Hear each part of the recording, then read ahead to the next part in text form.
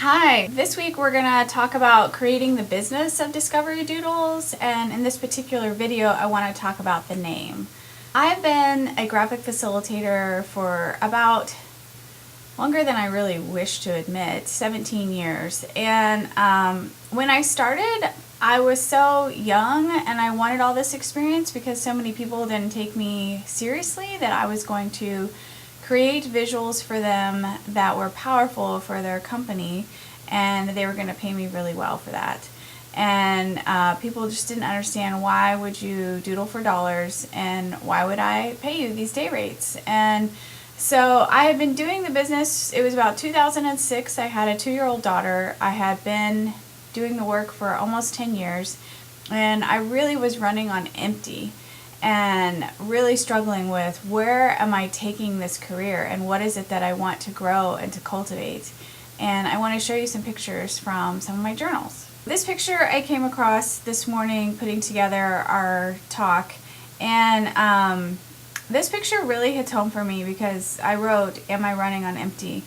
And my exercise needed to be increased, my social was so low, my diet and health was low, my spirit was low, my home life was low, and I was doing a lot of great work, but it really wasn't fully fulfilling and rewarding.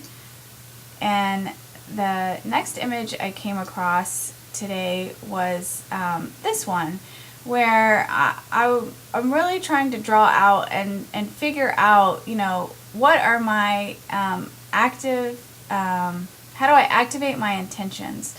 Like, what is my attitude? What is my behavior? How do I refuse to conform? And that's a big thing for me, is I have to do what I love.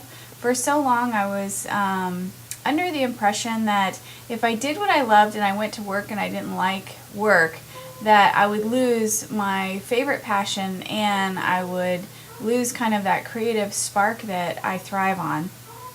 And then owning everything, what is your part? As a growing business owner, I had to be responsible for myself and my network at that time. And then with taking care of that network, it was really about, how do I give and not take? How can I share? And that's where this spirit inside of me about sharing my knowledge really started to spark, because I'm all about giving away what I've learned to others to help them to accelerate their own kind of growth cycles that they go through. And then focus on your people had to do with my network. What do they need? What motivates them? And how can I show you I care? And looking at emotions, feelings, meanings, revealing, opportunities, learning. And at the Coaches Institute, it was really about becoming a professional coach for professionals. But I was a graphic facilitator, so how do I bring together graphic facilitation, drawing, and coaching? And I bought a ton of domain names at that time, trying to think through what I wanted to become. This illustration, really, I come back to it a lot. And about the important steps and choices that I made in life that became life-changing moments. And in the beginning, I was a theater major, and I learned a ton about self-confidence, trust, and team building. And then I became a knowledge worker for Capgemini Ernst & Young, where I learned to draw my ideas. I learned a lot about project management, how to synthesize ideas, how to multitask, that I really could learn anything because I was taking on new programs, new ideas, and learning new roles that I didn't think I was capable of, and understanding systems. And then as a business owner of AlphaChamp, I really learned how to tell my story. I learned a lot about client relationships and how to enhance and grow client relations. I learned to work really hard. I learned what it's like to manage a business and how to analyze strengths, explore ideas, and build teams. And this was my jumping off point, was, where do I go next? And I really had to learn to let go and to take risks and trust and to know that my strength was there. So I was really struggling with here how to take it to the next level, because I really wanted to write books. I wanted to create posters and infographics. I wanted to be the hub of events. I didn't want to just be invited to attend events. I wanted to speak. I wanted to build incredible centers for people, and not only kids, but adults, to come together and to explore their creativity, and I wanted to create a lot of products.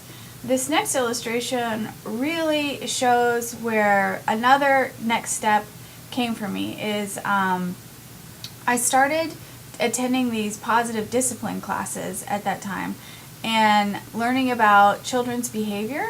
I had a 2-year-old at the time, and I knew that I didn't have the right tools in my toolkit to be a good mom, and that I needed to get some new tools. And so I started taking these positive discipline classes at my daughter's Montessori school, and one of the illustrations I drew was this one, which was talking about a misbehaving child is a discouraged child.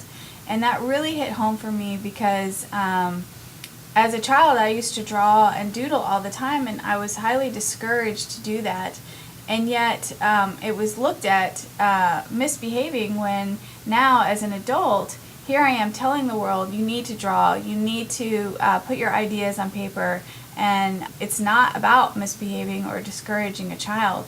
And all of this positive discipline work, with the coaching work, with the work I had done, the foundation of Alpha Chimp Studio, one of the domain names that really resonated with me that I bought 7 years ago was the domain name of Discovery Doodles.